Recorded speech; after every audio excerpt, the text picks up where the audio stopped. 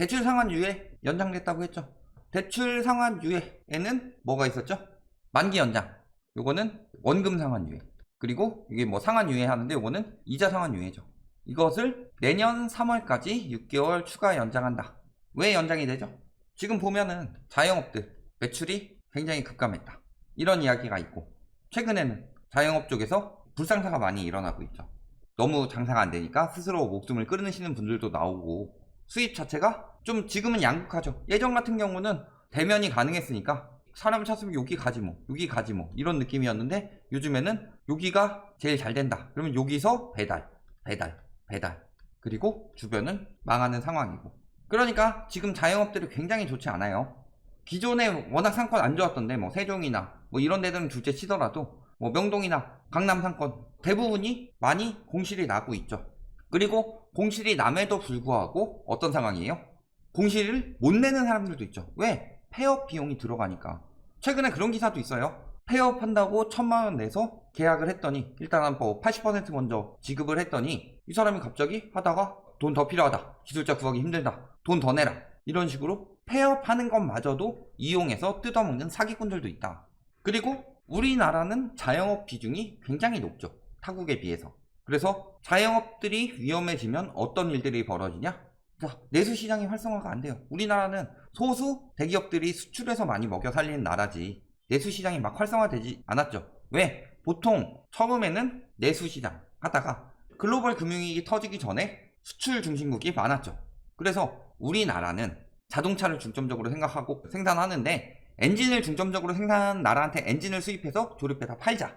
그래서 글로벌 어스라고 하죠. 세계적으로 이렇게 뭉쳐가지고 하는 그런 시기가 있었는데, 리먼 브라더스 사태, 그때 글로벌 금융위기라고 그랬죠. 미국에서 터졌는데 이게 유럽 가서 또 터지네. 그리고 유럽뿐만이 아니라 아시아에서도 터지네. 여기도 터지네. 저기도 터지네. 아, 다른 나라에 의존했는데 아까 이야기했듯이 엔진을 받아다가 자동차를 만들어서 파는데, 엔진 만드는 나라가 위험해요. 그래서 엔진이 안 와. 그럼 우리나라에도 타격이 있죠. 그런 식으로 대부분의 나라가 내수 중심국으로 변동을 했다. 그런데 우리나라는 그때 어떻게 했죠? 뭘로 띄었냐? 부동산 가격을 띄웠죠. 그래서 부동산 가격을 빚으로 띄웠다. 뭐 양도세 완화 이런 거 둘째치고 가장 하지 말아야 될 정책들이 나왔었죠. 특히 초이노믹스, 뭐 전세자금 대출 해주는 것도 확대하고, 이런 것들이 굉장히 문제가 됐었죠. 그러다 보니까 내수 중심국은 안 되고 고용 창출이 되지 않으니까 사람들은 자영업으로 많이 몰려가게 되고, 그러니까 지금 자영업 사태가 굉장히 크게 터질 수밖에 없는 거다. 자, 그래서 지금 자영업들이 한둘이 위험하냐? 굉장히 많이 위험해졌죠. 그래서 이번에 유예만 하고 끝나는 게 아니라 코로나 대출 3차 연장 끝나도 1년 거치 후 5년 상환 기간 부여한다. 즉 뭐예요? 유예 기간 끝나면, 유예 기간은 언제 종료되죠? 2022년 3월. 이때 원금 및 이자 상환 유예는 종료가 되는데, 원금의 경우는 1년 동안 거치 1년간은 원금 상환 없이 이자만 내고 5년 동안 상환하도록, 이런 이야기들이 나오고 있죠. 그만큼 자영업 시장이 굉장히 위험하다. 지금도 사실 코로나가 종료되더라도 지금은 자영업 시장이 굉장히 많이 개편이 됐고, 사람들이 솔직히 상가를 많이 찾지 않게 되죠. 왜? 예를 들어서 저희 아버지 같은 경우는 핸드폰 막 문자 보내는 것도 처음에 막 물어보시고, 기능 뭐뭐 사용하실지도 모르고, 요즘도 카톡은 안 보내세요. 문자로 보내세요. 그러신 분들인데, 비대면이 강화되면서 어쩔 수 없이 핸드폰 주문해보고 비대면 사용해보다 보니까 이게 편한 거죠. 배우는 게 힘든 거지 배우고 나면 편하죠. 그러면은 나중에 코로나가 종료됐을 때도 굳이 힘들게 마트를 가느냐, 아니면 앱으로 배달을 시키느냐. 많은 사람들이 비대면으로 편리성을 알게 됐고, 시장이 확대됐으니까 자영업 시장은 줄어들겠죠. 배달 시장도 마찬가지고. 그렇기 때문에 사람들이 상가를 잘 찾지 않는다. 그래서 저희가 많이 말씀드렸던 게 뭐예요? 수익형 부동산 많이 위험해졌고, 상가 점점 더 위험해지고 있고, 특히 신도시 상가는 수익률이 안 나오는데 수익률이 나올 것처럼 이야기하고, 그래서 분양가를 엄청 높여봤는데 막상 공실이 엄청 많이 나고 들어오더라도 수익률 떨어지고, 완성되지 않았기 때문에 상가에서는 계속 사람들이 갈리고, 그렇기 때문에 굉장히 위험하다, 이런 이야기 많이 했었죠. 지금도 앞으로도 그렇게 될 가능성이 높다. 자, 지금 좀비 기업 혹은 폐업 위기 자영업 가구가 굉장히 많죠. 그러면은 방법이 두 가지가 있죠. 한 번에 진짜 싹 물갈이 하고 그 다음에 다시 견실하게 키우느냐. 물론 이때는 커다란 경제 위기를 한번 맞게 되죠. 그 다음에 다시 살리는 경우, 이 경우에는 어느 정도 투명하게 살아나지만 안 좋은 점은 몇 년간의 침체기를 겪게 된다라는 거죠. 또 한 가지 방법은 뭐예요? 그들이 어찌 살아날 수 있도록. 왜냐면은 한 번에 확 침체해버리면은 예전에 글로벌 금융위기 때 어떻게 터졌냐. 은행이 돈을 못 받았기 때문에 세계 미국 4대 상업은행 중 하나인 리먼 브라더스 은행이 무너졌다. 은행이 무너지니까 또 맡긴 사람들도 무너지고 연쇄적으로 무너질 수밖에 없죠. 그렇기 때문에 정부에서는 웬만하면 연착륙을 시키려고 한다. 그러니까 정말 못 버티는 자영업 가구들, 정말 못 버티는 기업들 폐업되겠죠. 그렇지만 IMF 때처럼 확 무너지지 않도록 최대한 유예기간을 주겠다라는 거죠. 거기다가 3월에 종료되면 종료되는 거지 왜 더 연장을 해주냐. 잘 생각해 보셔야 돼요. 코로나가 끝나자마자 바로 살아난 건 아니죠. 첫 번째, 코로나 종료된다고 해서 예를 들어서 코로나 때문에 한 1억 손해봤어요. 코로나 끝나자마자 1억 바로 갚을 수 있는 건 아니죠. 그러니까 자생 기간이 필요하다. 그리고 두 번째는 이 기간 동안 금리 인상이 이루어질 것이기 때문에 자생 기간 두지 않고 그냥 당장 갚아라 하게 되면 부담이 엄청나게 다가올 수밖에 없죠. 그렇게 되니까 다 유예를 해주는 거다. 자, 보면은 그래서 지금 분석을 하는데도 뭐라 그래요? 121조 중에서 1조 7천억은 미회수 우려가 크다. 이런 이야기가 나왔죠. 그래서 고정 이하로 분류된 여신 비율은 1.4%고 이게 1조 7천억인데 3개월 이상 연체되거나 휴폐업으로 돈을 갚기에 상당히 어려움이 있다고 판단되는 대출까지 이야기를 했죠. 자, 그러면서 뭐라 그래요? 대손 충당금을 충분히 적립하고 안정적인 부실 관리가 가능한 것으로 보고 있다. 이렇게까지 이야기를 했는데 과연 그럴까요? 자, 이번엔 대출 중단 왜 됐을까요? 대출 중단 자체가 원래 9월까지 유동성 커버리지 비율 맞춰야 돼요. 그런데 못 맞췄죠. 왜? 대출을 너무 많이 받아가니까. 그렇다고 해서 은행에서 대출을 안 내주느냐? 안 내줄 수는 없죠. 거기다가 막 지금도 보면은 부동산 전문가라고 하면서 은행권 부동산 뭐 팀장 그런 사람들 맨날 집값 오른다고 하고 대출 받아서 집 사라고 하죠. 왜냐면은 오른다고 해놓고 은행이 돈을 안 빌려주면 안 되잖아요. 그러니까 빌려주고, 그러니까 관리가 굉장히 힘들어졌죠. 그래서 벌써부터 이것도 예상 못해서 지금 9월에 위기가 몰려왔죠. 32조가 필요하대요. 유동성 커버리지 비율을 맞추기 위해서. 근데 그게 안 맞춰지고 있죠. 8월에 대출 중단을 했음에도 불구하고 그 이전에 엄청나게 빌려갔고, 특히 전세대출, 올해 주택 관련 대출 중에서 전세대출 비중이 전체 가계대출 비중의 절반을 차지한다고 하죠. 이 정도로 굉장히 많이 빌려간다.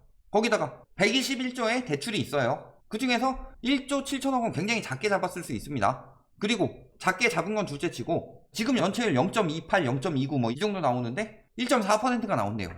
쏟아져 나오는 거죠. 은행이 그만큼 부실을 감당하게 되는 것은 물론이고 저것도 정확하지가 않죠. 그렇다면은 예를 들어 이자 상환 유예가 종료가 됐다. 그래서 요 중에서 부실률이 한 1% 정도 나왔다. 아, 그러면 원금 상환에서도 이 정도 부실률이 나오겠구나 하고 대비를 할 수가 있죠. 그런데 1.4% 나올 것 같은데 정확히는 몰라. 그렇다면은 대손 충당금 등 얼마를 비축해 놔야 되겠어요, 은행에서. 바젤2와 바젤3의 가장 큰 차이점은 뭐예요? 바젤2는 현재 갚을 수 있느냐 없느냐. 예를 들어 10억짜리 집을 샀다, 6억을 빌려줬다. 떨어져도 6억은 될 테니까 갚을 수 있겠지. 이게 바젤2라면 바젤3는 뭐예요? 10억짜리 집을 샀어, 떨어지더라도 6억 되겠지? 그렇지만 저 사람이 원리금을 갚으려면은 한 월 500원 벌어야지 원리금 월 한 350씩은 갚을 텐데 저 사람이 소득이 300밖에 안 되네? 그러면 안 빌려준다. 이게 바젤3죠. 미래를 대비하는 거죠. 예를 들어 집값이 6억이 아니라 아예 3억까지 떨어졌다고 생각을 할 수도 있잖아요. 그렇다면 뭐를 봐야 되냐? 담보의 가치보다는 차주의 상환 능력을 봐야 된다. 이게 바젤3죠. 그렇기 때문에 DSR 규제가 이번에 들어가는 거다. 바젤3 적용을 하니까. 그런 상황에서 저 돈이 그냥 빠지는 게 문제가 아니라 미래까지 대비를 해야 된다. 그게 대손 충당금이잖아요. 만약에 저만큼 부실이 나서 빠지면 그만큼 더 메꿔놔야 되죠. 은행의 신용도를 위해서.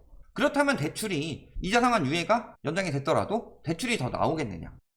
그걸 봐야 되겠죠. 오히려 더 타이트하게 조이지 않겠냐. 이렇게 볼 수 있는 거죠. 자, 자영업자들 지금 어때요? 91% 이대로라면 1년 안에 폐업. 물론 이대로 1년까지 가겠느냐. 그런 상황은 아니죠. 다만 지금 자영업자들이 받은 대출 규모는 전체 가계대출의 49%에 달한다. 그리고 상승률은 18.8% 증가해서 일반 가계대출 증가율의 2배 수준에 달한다. 이런 상황이죠. 물론 이쪽에서 전부 그냥 삶이 힘들어서 대출을 받았다, 이 정도가 아니죠. 어떤 일이 있어요. 자영업 대출 받은 다음에 요걸로 담보대출 더해서 주택매입, 특사경에서 잡아낸 것 중에서 이런 것들 나왔죠. 물론 이런 것들도 어느 정도 차지하겠지만 대출 증가율이 굉장히 높다. 왜? 부동산 쪽은 많이 막아놨으니까. 그래서 잘 생각해보세요. 이번에 이자 상환 유예, 원금 상환 유예 해주죠. 근데 뭐라고 그랬어요? 은행권에서 부실 때문에 반대를 한다고 했죠. 그러니까 고승범 위원장이 어떻게 타협을 했냐? LCR, 즉 유동성 커버리지 비율 9월에 종료되기로 돼 있는데 같이 연장하겠다, 이런 이야기가 나오죠. 예대율 원래 12월 종료인데 예대율도 같이 연장될 수 있죠. 물론 아직 이야기 중이에요. 그리고 이게 어떻게 된다? 내년 3월까지 6개월 연장이 되냐? 꼭 그렇게 된다는 보장은 없죠. 다만 은행권에서도 부실 대비해야 되는데 유동성 커버리지 비율 맞추기 힘들어 죽겠는데 뭐 하는 거냐? 연장까지 해주니까 은행권도 대비를 해야 되죠. 그러니까 연장을 해주는 거다. 그렇다면은 저렇게 연장되는 것 중에서 어느 쪽 대출을 더 우선적으로 차단하겠느냐? 추석 이후 전세대출 등 가계대출 관리 방안 발표된다고 그랬어요. 그런데 실수요자에게 피해가 가지 않도록 한다고 그랬죠. 핵심은 뭐예요? 실대출자에게 피해가 가지 않고 자산시장에 흘러들어가는 돈을 막겠다. 즉 부동산 쪽은 더 억제하고 자영업 쪽으로 흘러가는 돈을 늘리겠다, 이런 거죠. 그런데 지금 32조 규모의 자금이 부족해요. 은행권에서. 은행채를 계속 발행하더라도 힘들죠. 그렇다면 은행 쪽에서는 대출 축소를 계속 이어갈 수밖에 없죠. 가계대출은 6%대로 맞춘다고 했는데 벌써 5.3%니까. 그러면은 어느 쪽에서 대출을 줄이느냐? 부동산 혹은 주식으로 흘러가는 쪽에서 대출을 줄이겠다. 자산시장으로 흘러들어가는 데에서. 왜? 유동성으로 인해서 거품이 끼었고 그로 인해서 소비 침체를 이끌어냈으니까. 결론 생각해보면 어때요? 원금 이자 상환 유예가 어느 쪽으로 퍼져나가요? 이것 때문에 LCR 혹은 예대율 규제 완화. 요거 보고 분명히 몇몇 기사에서는 이런 식으로 이야기할 거예요. LCR 규제 완화됐으니까 9월 말 종료하기로 했는데 이제 대출 풀린다. 그런데 이 대출이 어느 쪽에서 막힐 거예요? 지금 자영업자들이 빌리는 대출은 가게가 살아나서 소비를 하고 생산을 하기 때문에 살려야 되는 대출이고, 부동산 쪽은 거품만 만들고 유동성만 해서 빈부격차만 늘리고 양극화만 늘리지 생산성이 없죠. 그러니까 이쪽은 살리고 자산시장은 더욱더 억제할 것이다. 이렇게 될 가능성이 굉장히 높아 보이죠. 추석 이후 가계부채 관리 방안이 나올 건데 아마도 이쪽 비중, 왜냐면은 자영업자는 어떻게 따지면 기업대출이라고 볼 수도 있겠죠. 이쪽은 예대율을 조금 더 완화해 준다든지 이런 식으로 갈 수도 있고, 그대로 두더라도 반대쪽 부동산이나 주식 등 자산시장으로 흘러가는 대출에 대해서는 억제가 더욱 강력해질 것이다. 지금 시중금리 오르는 거 보면 답 나온다. 여기까지 말씀드리겠습니다.